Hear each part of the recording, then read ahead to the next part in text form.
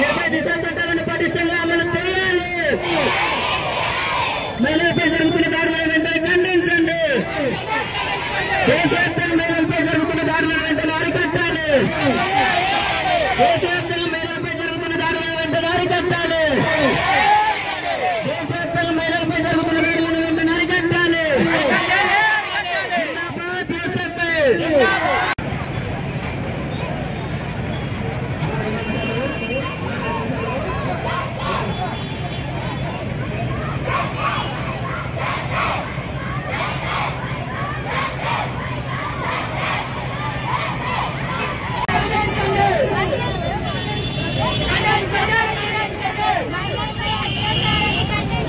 దేశవ్యాప్తంగా మహిళలపై దాడులు జరుగుతున్న పట్టించుకోని ప్రభుత్వాలు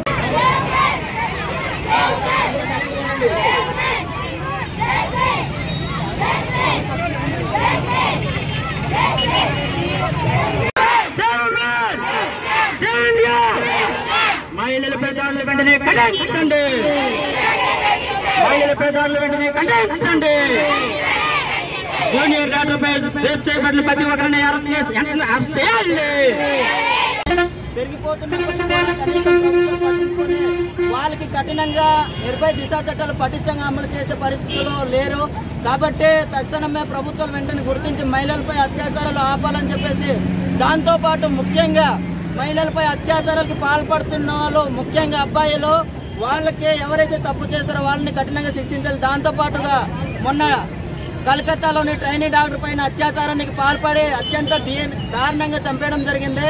ఆ ట్రైనీ డాక్టర్ పైన అత్యాచారానికి పాల్పడిన నిందితులను కూడా కఠినంగా శిక్షించాలని చెప్పి ఈ రోజు తెలియజేస్తున్నాం. దాంతో పాటు ఈ రోజు రాఖీ పండుగ రోజున ప్రత్యేకంగా ఈ ర్యాలీ ఏర్పాటు చేయడం జరిగింది. ఎందుకంటే ఈ రోజు అబ్బాయిలు డ్రగ్స్ మత్తులోను, గంజాయి మత్తులోను అనేకమైన స్మగ్లింగ్ తీసుకుని అమ్మాయిలపైన దాడులకు పాల్పడుతున్నారు.